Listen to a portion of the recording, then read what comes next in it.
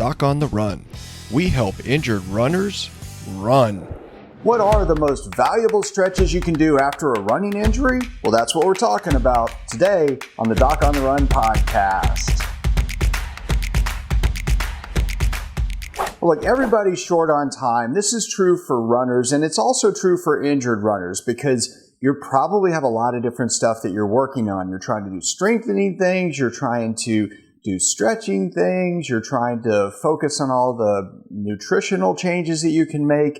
And if you're trying to make progress as fast as possible, you really have to do the things that will give you the most progress in the least amount of time. And many runners I talk to, whether it's on a second opinion consultation or somebody in the fast track challenge, they really want to know not which stretches will help them, but they want to know which one or two or three stretches really will help the most. And so I was really thinking about this when I was out on a run the other day.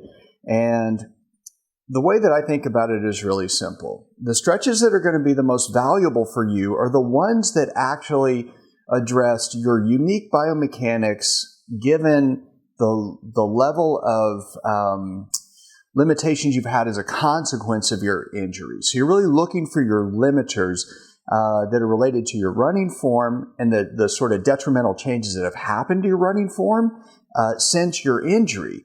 And you really have to think also about what really contributes in terms of tightness and stiffness, what really contributes to your propensity to get re-injured again, because the very worst thing is to start running, keep running, and then get injured again and get sidelined again. So there are a couple of ways that you can go about figuring out which are the best stretches for you. Of course, one way is just go see a professional, see a physical therapist or somebody who's going to help you assess that. But there are a couple of other simple ways that I do with people who are in the Fast Track Challenge or on consultation calls that I have found to be very, very helpful. The first way is to actually take 10 or 20 stretches. And again, you're trying to make progress. You're not trying to necessarily find the perfect thing. You're just trying to find something simple and quick that will definitely help. And here's how you can tell if it'll definitely help. So you go and pick maybe 10 or 20 different stretches that seem to be stretches that might help runners specifically. So not just stretches in general, but things specific for runners. And what you do is you try those out and you see where the biggest discrepancy is. So if you watch a demonstration video, for example, for someone who's doing the stretch, and you see what their form looks like when they're doing the stretch. And for you, it's very difficult to come even close to matching the form that you see in the instructional video or the image that you see that demonstrates the stretch. Well, then you know there's probably going to be a big payoff there.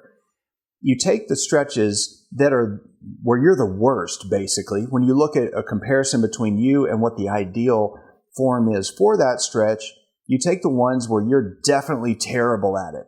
Those are probably going to have a much bigger payoff than one you're already pretty good at. The other option is to simply try 10 or 20 stretches and see which ones feel most difficult for you.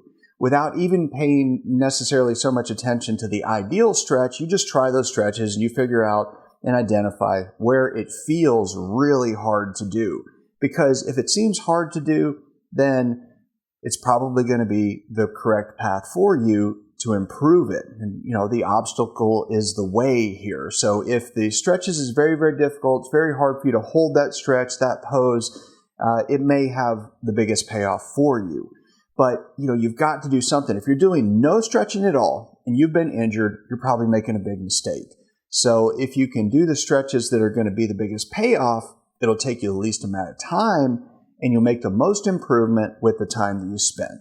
So if you like this episode, please like it, please share it, and I'll see you in the next training. Doc on the Run. We help injured runners run.